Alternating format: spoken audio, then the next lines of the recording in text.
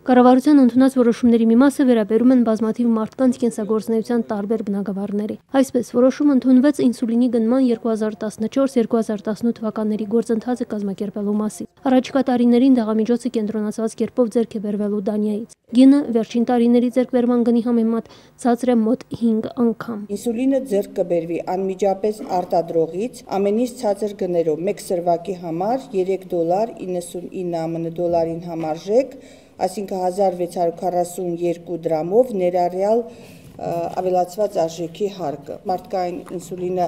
3.33 ԱՄՆ դոլարին համարժեք, այսինքն 1369 դրամով։ Առողջապահության նախարարը վստահեցնում է, դեղամիջոցի դեֆիցիտ չի զգացվելու եւ այն մատակարարվելու է ժամանակին։ Զոյա Լազարյանի ներկայացրած մեկ այլ նախագծով ընդլայնվեց Արցախում ցուցաբերվող բուժօգնությունների ցանկը։ Ընդունվեց արյան փոխներարկումային բուժօգնության նոր կարգ, որը հաշվի առնում միջազգային ժամանակակից չափանիշները։ Մեկ այլ որոշմամբ այսուհետ հունիսի 21-ին նշվելու է բուժ աշխատողի օրը, նախկինում այն նշվում էր հունիսի 3-րդ կիրակի օրը։ Կառավարությունը հաստատեց Ստեփանակերտի տուն-ինտերնատի այս տարվա ծառայությունների պետական պատվերը։ Վարչապետ Արա Հարությունյանը ուշադրություն հրավիրեց պետական գումարների վերահսկման գործընթացի վրա։ Տվյալ հիմնարկում հիմա ստուգումներ են իրականացնում ֆինանսների եւ էկոնոմիկայի նախարարությունն ու վերահսկիչ պալատը։ Խնդիրը այսօր դրված է տնային սպասարկման վերաբերյալ մոտեցումների վերանայման։ Ինչ վերաբերվում է ստացիոնար բաժանմունքին, ապա հիմնական ծախսերը կտեղափոխվի գնումների դաշտ։ Կրթության եւ գիտության նախարարության ու հարկային պետական ծառայության ներկայացրած նախագծերի մի մասը բխում էր հունվարի 1-ից ուժի մեջ մտած եկամտահարկի մասին օրենքից։ Կառավարությունն այսօր արտոնեց, որ վերադրոշմավորվեն 2009 թվականի ակցիզային դրոշմանիշով կնքված ալկոհոլային խմիչքները։ Ըստ հարկային պետական ծառայության պետ Արտակ Բալայանի խոսքը մոտ 4500 շիշ խմիչքի մասին է։ Մեկ այլ որոշման համաձայն հարկային արտոնություն կունենան բարեգործական որակված ծրագրերի ենթակապալառունները։ Որոշումների մի փաթեթ վերաբերում էր լիցենզավորման գործընթացին, փոփոխություններ են նախադեсվում պետական турքի մասին օրենքում։ Մեկ այլ որոշմամբ հանվեցին ավտոմեքենաների տարիքային այն սահմանափակումները, որ կային մարդատար ավտոմեքենաներով տաքսի ծառայություն իրականացնելու համար։ Հին մեքենաները հնարավորություն են ունենալու իրականացնել տաքսի ծառայություն։ Այստեղ պետք է արդեն դուք ավելի մեծ վերահսկողություն իրականացնեք, որ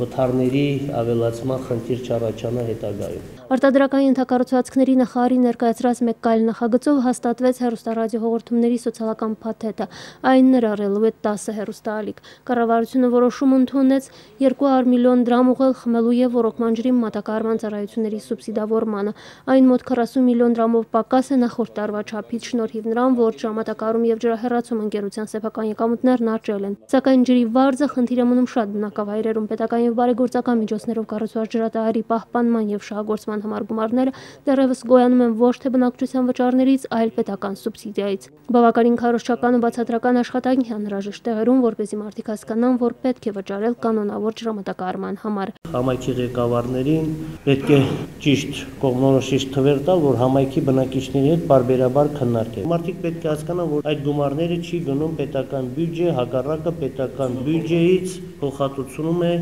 ընդամենը պահպանում իրականացնելու համար։ Քարոզչական ու բացատրական աշխատանքի կարիք կա նաև բնության և պատմական հուշարձանների վայրերում ծառայությունների դիմաց վճարման անհրաժեշտությունը մարդկանց բացատրելու հարցում, կարծում են կառավարությունում։ Վերջին դժգոհությունը տեղից տնջրերի տարածքի վերաբերյալ էր։ Ես դեմ չեմ վճարովի ծառայություն մատուցելու առումով, բայց պետք է շատ ավելի մատչելի լինի, շատ ավելի տեղեկություններ պետք է մենք ներկայացնենք, դա կլինի պլակատներով տեսքով ներկայացված, ինչի ենք վճար գանձում, ով է ծառայությունը մատուցում։ Շատ սխալ կարծիքներ է ձևավորվում եւ բամբասանքի իզուր լրացուցիչ քննարկման հնարավորություններ ենք տալիս մենք։ Զբոսաշրջության եւ պատմական միջավայրի պահպանության վարչության պետը տեղեկացրեց, որ նման փորձ եղել է առժամանակ առաջ, այժմ որևէ վճար չի գանձվում, բայց գործընթացը հետագայում արմատավորելու կարիք կա։ Մտադրված ենք, ինչպես